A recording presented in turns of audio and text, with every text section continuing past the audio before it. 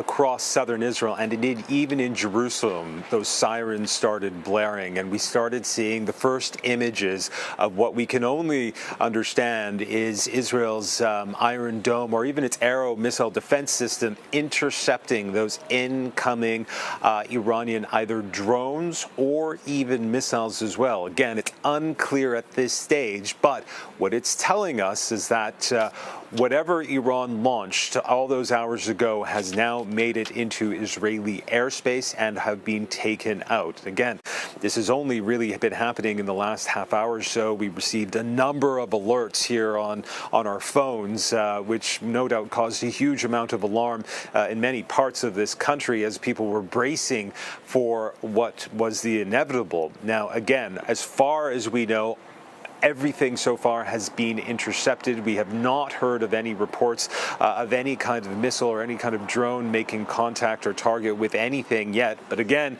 it's still very early hours. The concern is that this is the first wave, Lana, that we can expect over the next minutes, hours, for more waves of incoming from that Iranian strike. But I should tell you that we have also received a statement which comes from the Iranian mission at the United Nations, and I'm just going to pull up this statement that we have from the Iranians, where they basically have said that they have concluded their campaign, for lack of a better phrase.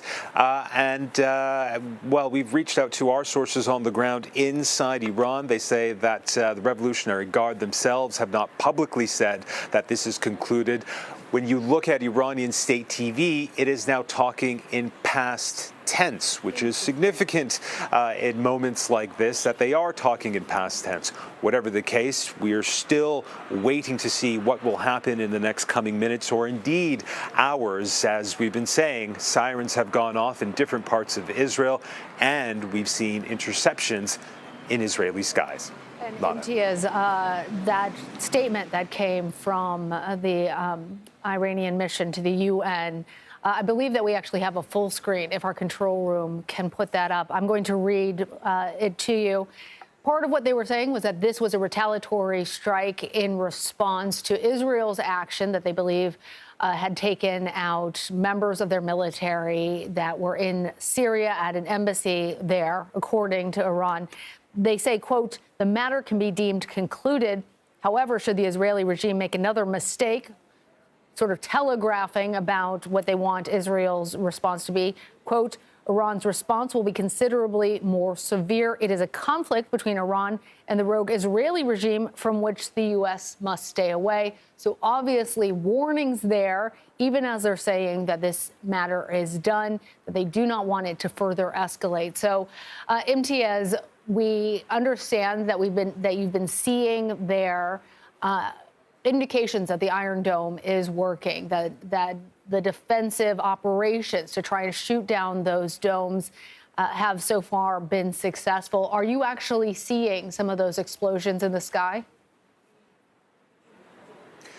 Yeah, so here in Tel Aviv, which, of course, is on the coast, we did see what we believe were 2 intercepts. But again, it's really over the skies of Jerusalem, where, of course, many journalists are based, and they have a lot of cameras pointed to the sky at this hour, where we saw the majority of those interceptions. But again, if you look at the areas where most of the sirens were, it really was in the south of the country. And what is in the south of the country? Of course, you have the Gaza theater, but really what you have is the Negev desert, which is a very large, very open space. There are Israeli military installations there, but there's not a lot of people there. Now, as we were anticipating just what exactly was going to happen over the next coming hours, we saw intelligence reports from various agencies saying that Iran was going to be very specific in its targeting, that it, even though it was targeting Israel, and as you said in your introduction, I think it's such a crucial, vital point to make, that this is the first time that the Iranian Iranian leadership has done this leadership which has been in place since 1979. The Islamic Republic of Iran has carried out strikes on Israel. Again, 44 years we've not seen this. It is so important to underscore and point out just how significant this is. But again, if what the intelligence that we were reading bears out that the majority of these drones and missiles potentially were targeted to the south, which again is a largely unpopulated area, then that is a significant signal from the Iranians, which is we wanted to show that we were responding to the devastation of our embassy in Damascus. Remember, that's what triggered this specific response from Iran, is that on the 1st of April, the U.S. confirmed that the Israeli military targeted the Iranian embassy inside Damascus, destroying that building, killing a number of people, including a key general. Now, in saying all of that, if it is true that the Iranians targeted relatively empty areas, again, it tells us that they were wanting to show a show of force and show of strength, but were perhaps trying to be a bit more deliberate in not targeting densely populated civilian areas. Again, this is some of the intelligence that we were hearing, that Iran was going to be very specific in its targeting. Whatever the case, from the Israeli point of view, that doesn't matter. They have been targeted by Iran, and Israel will have to respond. And although we had that statement that you read out from Iran saying we've concluded it, and essentially saying that they want to move on unless Israel does something else, it's very clear Israel will have to respond. How Israel will respond right now, we don't know for sure, but we do know that Israel's top leadership are here in Tel Aviv meeting at this very hour. Very interesting about that.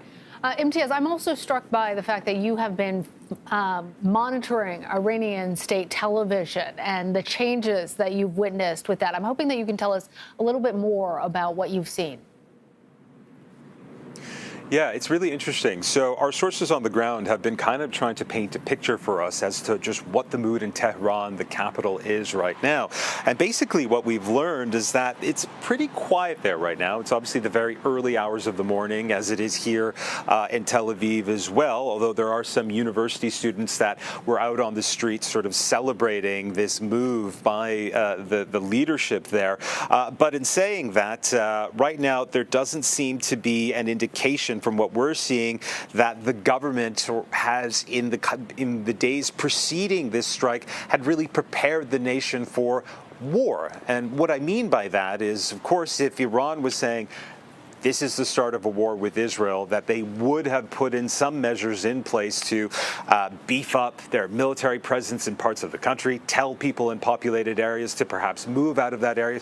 And none of that has happened. Again, these are from our sources on the ground inside Iran. So it does seem that Iran in its calculus believes that what they launched, while significant and was important for them to show as a show of strength and force because of what Israel did inside Damascus by targeting its embassy there and indeed killing that general and a number of other people as well, that maybe the Israeli response won't be the kind of response that so many are afraid of, in that we could see an all-out war between these two countries. And that would be devastating. We have to remember, Iran is an enormous country. 90 million people live in Iran. It is twice the size of Ukraine. So the idea of a full-scale war between Israel and Iran, I think, would be catastrophic for Iran. Of course, would be terrible for Israel as well. And that, of course, is something that the U.S., the White House, the president has said very clearly they do not want to see. They do not want to see the war in Gaza engulf this region. It's something they've been trying to push against from happening for over 6 months now. But again, we are in uncharted territory, Lana. We have never seen Iran target Israel like this, and the question now becomes again, what will Israel do in response? All right, Imtiaz Tayeb there in Tel Aviv, thank you. You see on your screen right now some of that activity that's happening over Israel. These are shots of Bethlehem and the skies over Bethlehem late in the evening into the early morning hours.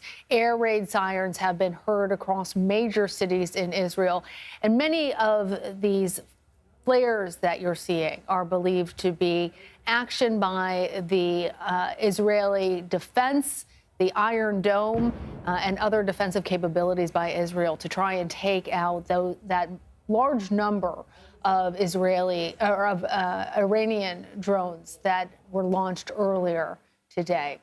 Well, President Biden is monitoring the situation while huddled with his security team. CBS News' Natalie Brand has more from the White House. Natalie, great to have you back with us. We understand that the president is now meeting with his National Security Council. We watched as he cut his vacation or his weekend in Delaware short and came back to the White House. What are you learning from officials there now? Well, Lana, we know that this meeting with national security leaders is ongoing. Top administration officials are in that meeting in the Situation Room at this hour. That includes the Defense Secretary, Secretary of State Blinken, the CIA Director, the National Security Advisor. At this point, Lana, we are not expecting on-camera comments or a public appearance by President Biden Saturday night. But the NSC says that the president is being regularly updated, saying the attack is likely to unfold over hours. That's the statement they put out a little while ago. Obviously, this is still unfolding. The White House trying to assess what exactly is going on the ground in Israel. But again, an important message from the president that we saw Friday and continuing in paper statements today is that the U.S. support for Israel and its defense remains ironclad, and that the U.S. is standing beside Israel, ready to support their defense and threats from Iran. And our Ellie Watson at the Pentagon, she reports that the U.S. military has, in fact, shot down some drones that Iran sent towards Israel. She also says that, according to a military official, U.S. forces in the region continue to shoot down Iranian-launched drones targeting Israel, and that U.S. forces remain postured to provide additional defensive support and also force protection for U.S. assets in the region. We know ahead of the attack that additional assets had been moved, including a Navy destroyer being repositioned closer to Israel to bolster regional deterrence and also, again, increase U.S. force protection. And earlier today, Ellie Watson and Margaret Brennan reported that the U.S. had fighter jets on standby, again, positioned to be able to shoot down incoming from Iran. Lana. And Natalie, we've been most focused on the White House, but I'm wondering if you can tell us more about what congressional lawmakers are saying. Yeah, so far, in the lawmakers and the top congressional leaders who are putting out statements and posts on social media, they are reiterating this message of unwavering ironclad support from the U.S. First, to CBS, we received a statement from Senate Foreign Relations Chair Ben Cardin, who says, quote, Israel has an inherent right to defend itself against these attacks from Iran and its proxies before, during, and after they occur. He says he supports President Biden's ironclad commitment, and he also goes on to caution the Iranian regime to not widen this, quote, already ill-conceived attack. Such escalation, especially targeting U.S. personnel and assets, should be dealt with swiftly and decisively. Over in the House, the Foreign Relations Committee chair there, Michael McCaul, put out a short statement. His office says he's still waiting to get a better picture of what unfolds later tonight. But so far, he says the U.S. stands with its ally. Ongoing Iranian attacks are dangerous and escalatory. Iran and its puppets must be held to account for these reckless attacks. And this is some of what we're seeing, again, on social media. But really, the question moving forward, and what a lot of analysts, experts on the region are watching, based on the outcome of this attack by Iran, what is Israel's next steps? And we know that there's diplomacy under the way. underway by U.S. officials and international leaders to really try to tamp down the tensions that have been ongoing in the region, because, of course, everyone wants to avoid a major regional escalation. So the question here becomes, what does Israel do next? And one Iran expert told me today the Iranian regime doesn't know whether the Biden administration has the political influence over Israeli Prime Minister Benjamin Netanyahu to really avoid escalation here. But that's certainly what everyone is hoping for. All right, Natalie, thank you so much. We are going to take a quick break. We'll continue all of our global reporting and head back over to Israel. We'll be right back.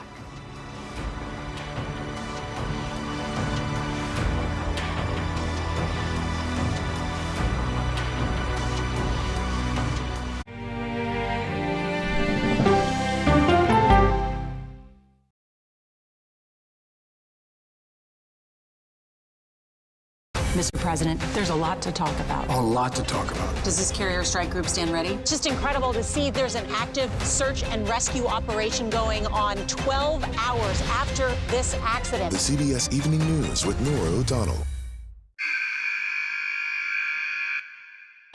I had progressively fallen deeper into the world of online sports betting. The risk is the rush. What do you think is driving the spike in popularity? I think it's legality. If it's legal, I'm going to use it. There are ways to bet when you are 18. We've created an epidemic of child gambling. You can't walk into a male dormitory in a college campus without sports betting happening. It's America's most neglected problem. I used sports betting as a way to escape, when in reality, I'm choosing self-destruction. Whatever I had left, it was gone. The purpose of the industry is to get you to play to extinction. And that means until all your money is gone.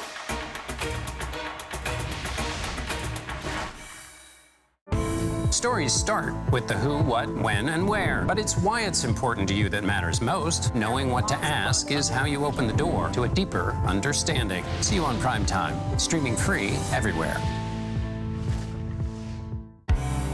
An original documentary from CBS Reports. That desired farm is a wonderful place to raise children, and it still is. Promises broken. Black Americans have been the target of racism and discrimination pretty much from the time they acquired ownership in the land. Costing black farmers hundreds of billions in generational wealth. They did everything to make sure we were run off that land. But communities are uniting to continue the fight. Collective ownership is powerful. To keep their land and their dreams alive. To watch my children play on land that we own means everything. So land is power. Most definitely. 40 Acres and a Mule, now streaming on the free CBS News app. People with developmental disabilities were once sequestered by the hundreds of thousands in institutions. Many of our fellow citizens are suffering tremendously because lack of attention, lack of imagination, lack of adequate manpower. Disability activists have since torn down barriers blocking them from living at home or in the community. We conclude that Title II of the ADA requires states to provide community-based treatment for persons with mental disabilities. But of the 16,000 people who remain in state-operated institutions, half are in 5 states, and Illinois is one of them. I don't want to live in the institution. It makes me feel discriminated against. Do you think there are people living in institutions in Illinois that don't need to be living there? Yeah, because they're proving it as soon as they get out.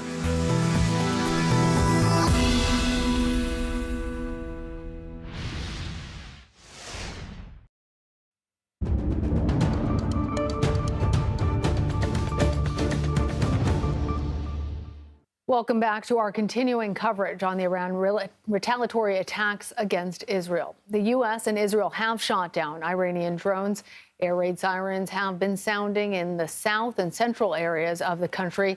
We want to go back over now to Jerusalem, and that's where we find our Robert Berger. So, Robert, we've been speaking with you for hours, ever since we first got word that Iran had launched these weapons from their own territory. Tell us what you are seeing now in Jerusalem. Yeah, about a half an hour ago, the drones or perhaps missiles started coming in. I heard booms first, actually. And then it was like shooting stars. I would say 30 or so missiles or drones started coming down right here in Jerusalem, pretty much over my head. The house was shaking. I would say 6 or 7 really loud booms. Some were intercepted, but at least my impression from the naked eye was that not all of them were intercepted. We don't have reports of casualties, but certainly, a scary moment here in Jerusalem. And I have to say, the feeling was that they would hit military targets and not Jerusalem or the big cities. It's interesting, Robert, because given that that has been part of the discussion, as we've been hoping that the conflict could become de-escalated, even at the same time that it's being escalated, that we're seeing these images from Bethlehem, which is so culturally significant, particularly to Christians, of many of these missiles coming in, or these drones coming in, rather, and action we have heard, and CBS News has been able to confirm Iron Dome action to stop those weapons from actually having an impact there on the ground. We also understand that the United States has engaged some of these Iranian drones. Talk to us about what this means.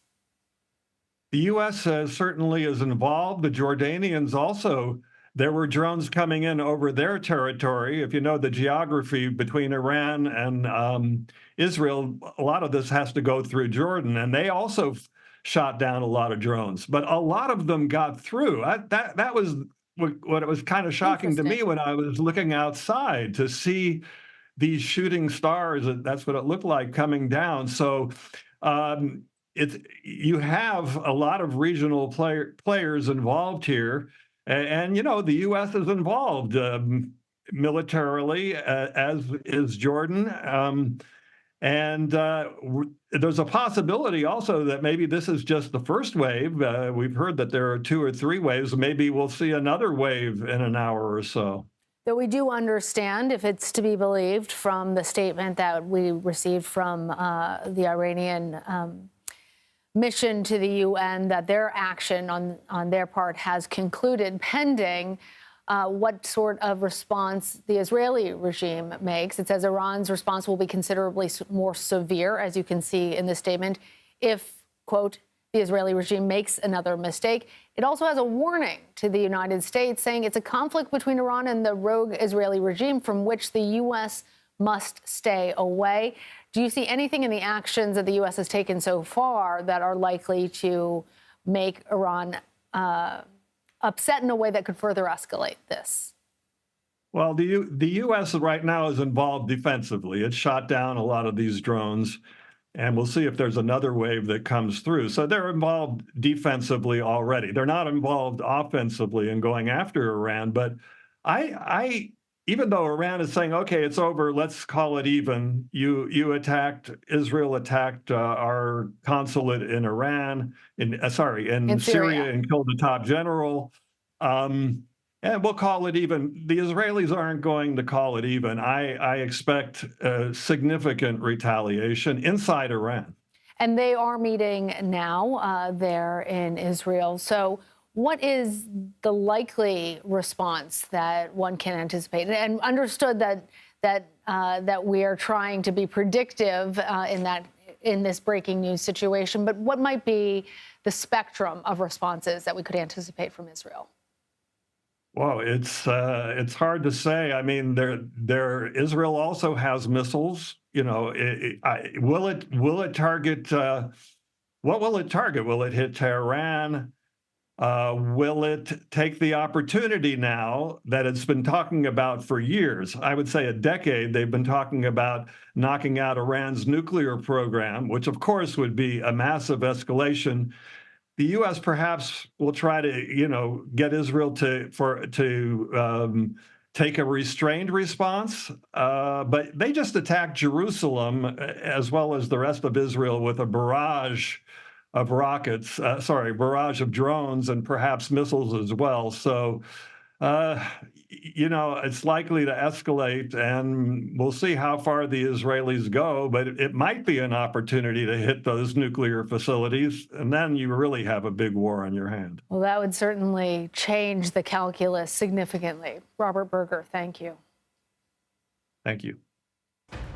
We are going to continue to monitor the situation there in Israel and check in with all of our sources as we monitor these retaliatory strikes that Iran has made towards Israel. U.S. officials say the U.S. military has shot down some of the missiles that were headed towards Israel, and we are still expecting more of this activity to continue. We're going to take a short break.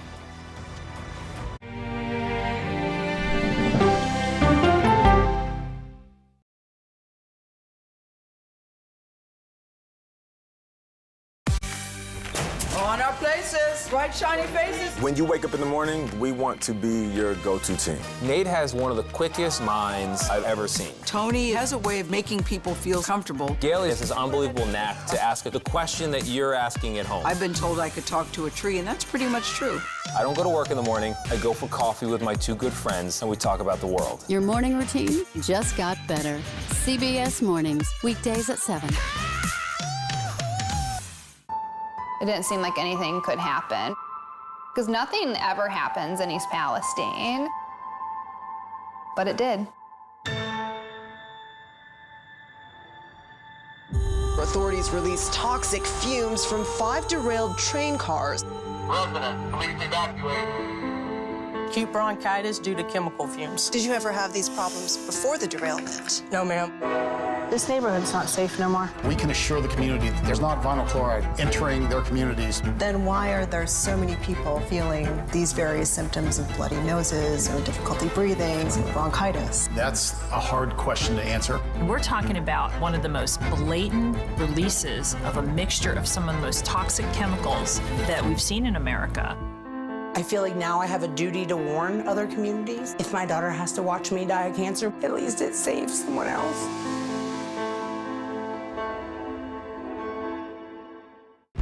This case. It's like a screenplay, something straight out of Hollywood. But it's not fiction. It's 48 hours.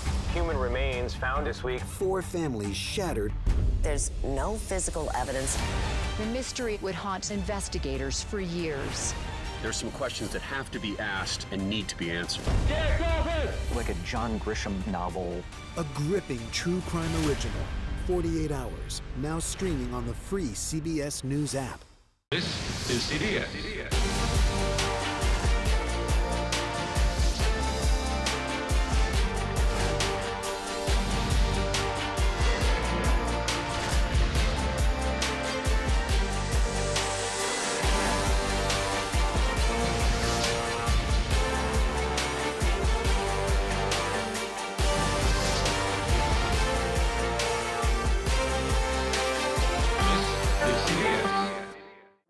Hello, everyone, and welcome to our Dragon capsule here in space. Sightseers in space, the thrill of a lifetime. Seeing the Earth from space, it was so exhilarating. But the risks that come with the territory. There have been 4 fatal accidents. That's a 1% fatal accident rate. Might make you look before you launch. If you had 1 out of 100 airplanes falling out of the sky, we'd have a public crisis. Space tourism, now streaming on the free CBS News app.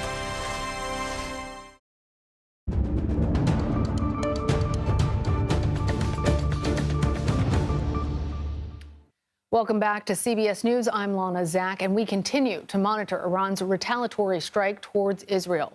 U.S. officials say that the U.S. military has shot down some missiles that were headed towards Israel, and we continue to monitor.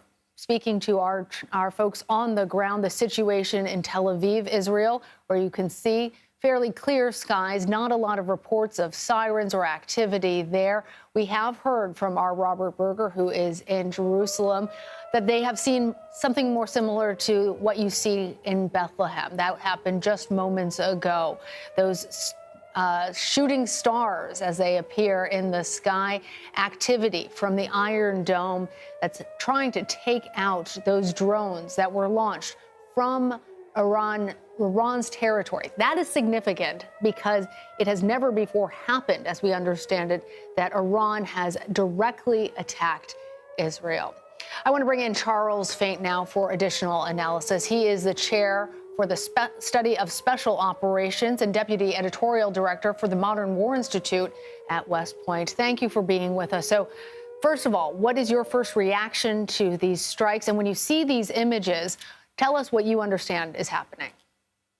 Hey, Lana, thank you. Yeah, this is, as you mentioned, an unprecedented situation with the attack directly coming from Iran. In my experience, first reports on things like this are often highly erroneous. So I think it's smart for the world to wait until it dust settles a little bit to see not only what was targeted, but more importantly, what was struck. This was an interesting move by Iran. The flight time, 4 to 6 hours for these missiles and drones in some cases, gives a lot of time for those weapons to be intercepted. And that might have been Iran's intent, and to have this huge show of force as a deterrence to future Israeli and U.S. military operations. However, if they were to time this attack with something massive from Hezbollah, who has, as we know, thousands of rockets, that could be a devastating and overwhelming situation for Israel with the Iron Dome and the other missile systems in the area. So it'll be interesting to see in the literal light of day and in the coming days what was targeted, what was struck, and what Israel's reaction will be. Certainly want to talk to you more about Israel's potential reaction, but I want to follow up on something that you said about the potential for additional attacks from Hezbollah or another proxy for Iran. We received that statement from the Iranian mission to the United Nations saying that the matter is now concluded. Do you take them at their word on that? So this was a course of action that a lot of security analysts predicted might happen. Iran had to, in their opinion, do some type of big response to this action by Israel. So by doing this and then saying it's over, basically taking their ball and going home, they're signaling that it could be a de-escalation. But as we often say in the military, the enemy has a vote, and Israel will also decide how to respond to this attack on their homeland. And that could take any number of forms. We could see assassinations inside Iran. We could see massive cyber attacks. We could see airstrikes. Certainly, all options are on the table for Israel. And a large part of that, Lana, will depend on how successful these Iranian strikes were against Israel.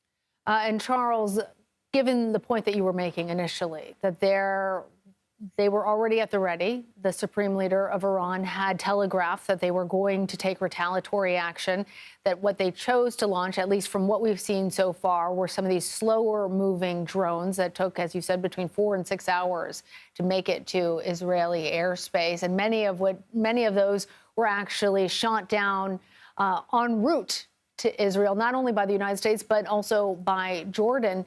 What do you think a likely response from Israel could look like if the damage is not, in fact, severe?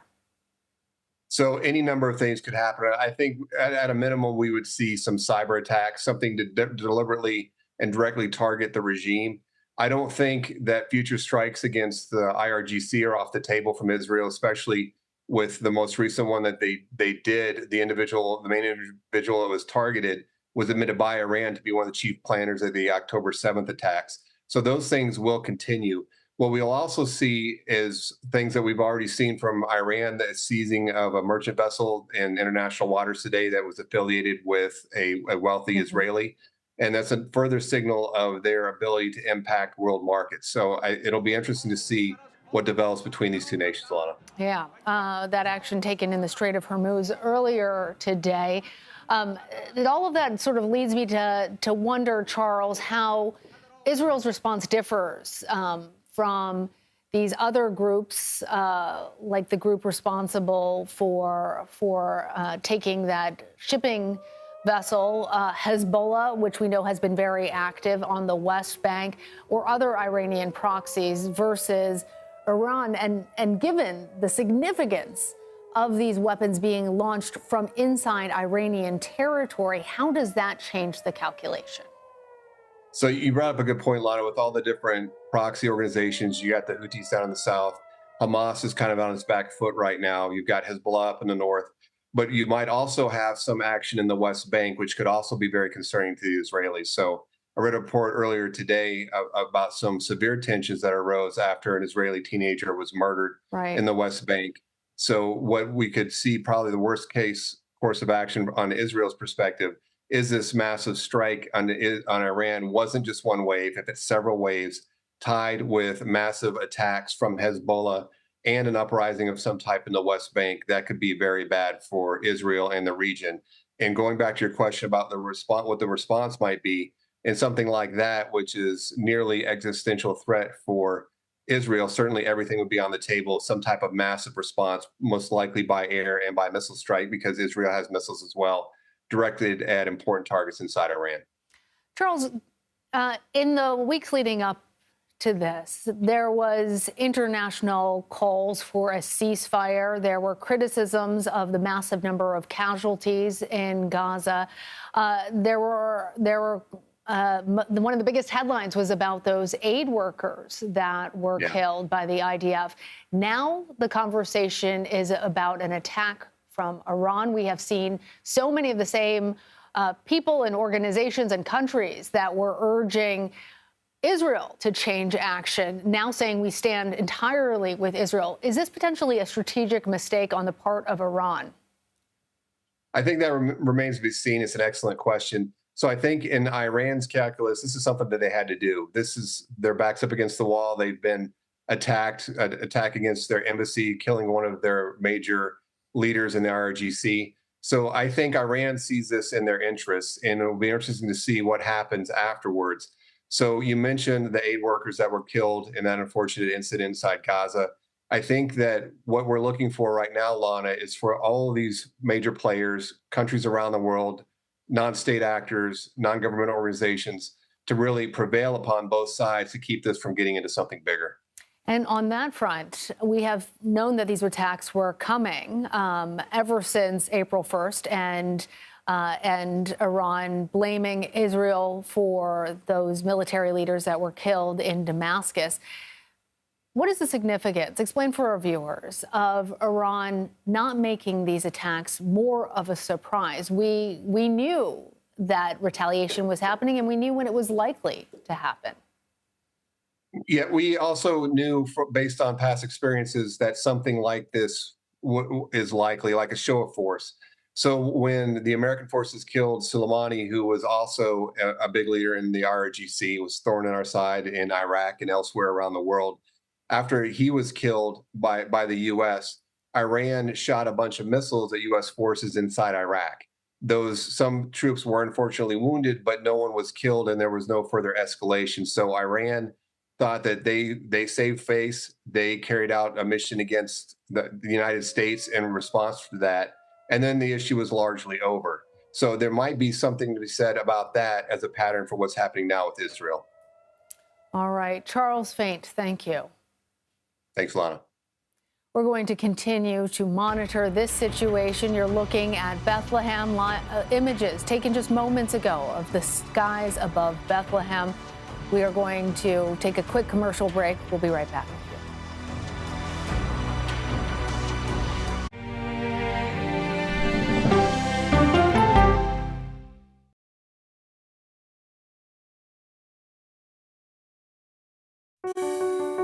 Washington is the seat of power. National security, foreign policy, global economics, every story comes through Washington in some way. We bring some of the most powerful voices in America to the table. We don't just ask the questions, you have to go deeper. We try to understand what's at the heart of the issue we're talking about, to then come forward with solutions. Face the Nation on CBS.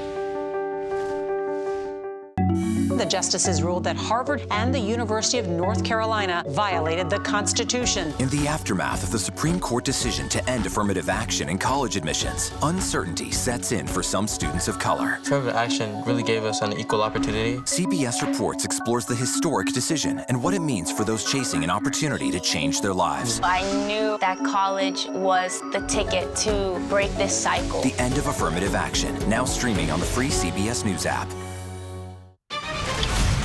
Okay, let's go. You guys good? Hey. All right, we good? Keep going. The clock, it's ticking. Off we go. 60 minutes. 60 minutes. 60 minutes. It's time for 60 Minutes, Sundays on CBS. An original documentary from CBS reports. AI is among the most world-changing technologies ever. Curing diseases, scientific breakthroughs, making lives better. They can help us with medical discoveries, scientific discoveries, doing better agriculture, having cures for things like Alzheimer's. It's also going to really transform the way we work. The uplifting potential of artificial intelligence is limitless. It gives you a friend, somebody to chat with 24/7. That is non-judgmental. He makes me feel loved and desired. And so are its downfalls. The problem with all this AI is that it's unpredictable and uncontrollable. The choices we make now will have lasting effects for decades, maybe even centuries. The ChatGPT revolution, now streaming on the free CBS News app. We are about to see American weapons in the hands of Mexican cartels. A gun pipeline to Mexico. We are arming the cartels. 100%, no doubt about it. Happening right under our noses. Who's doing something about this? Nobody. A CBS Reports exclusive. Most Americans have no idea that we are effectively arming the enemy next door. This is the story the American people need to know. Arming cartels, now streaming on the free CBS News app. America Decides, taking you inside American democracy. The most important stories on a day-to-day, hour-to-hour basis. You're going to hear a lot of reporting. It is clearly a pivotal moment. Gun control, the economy, education. Both sides of the political aisle fight it out for power. Bringing you the analysis that you need. Thoughtfully, with context. Be part of the conversation. On CBS News Streaming. Welcome to America Decides, Monday through Thursday at 5 p.m. Eastern. In these conflicts, there are always the political leaders, and then there are the people on the ground. And in this case, we have been focused much more on the political leaders and their actions and likely reactions to the news that Iran has launched these missiles, or rather these drones, from their own territory. We also wanted to bring you the information that we received from our CBS News producer who's on the ground in Tehran. He says it's just 2 hours after midnight and the streets of Tehran are almost empty and calm, except for one spot in front of Tehran University where there's a small gathering of supporters giving response to Israel. They can see that the state TV is showing images of similar gatherings in other cities, too. And he also said that an important point is that the administration in Iran didn't do anything in preparation for a war or a possible Israeli attack on the Iranian cities. In recent days, there's no indication of war in any part of Iran. The government has not stopped air traffic. You're also seeing there Bethlehem, the images of the sky just moments ago, lit up like shooting stars as those drones made their way, many of them from Iran, into Israeli airspace. We do know that the Israeli military has some of the strongest defensive capabilities in the world. We know that there were signs of Iron Dome activity that helped to shoot down many of these drones. We also know that at least the United States, in addition to other countries, have been working to stop these drones from making their way into Israel.